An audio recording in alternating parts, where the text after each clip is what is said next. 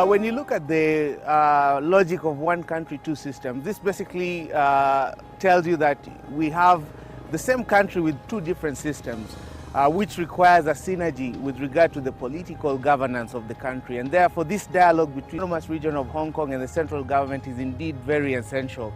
And as is the case with any state, it is in the interest of the state to have patriotic people probably taking up certain positions. So I think in general what we need to see happening a bit more is closer relationship between the Hong Kong government and central government in order to ensure that the national interests of the country are attained.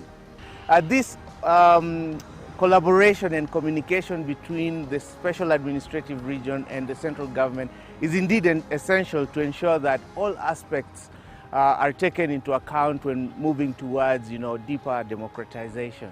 I think it would be in the benefit of the country as a whole.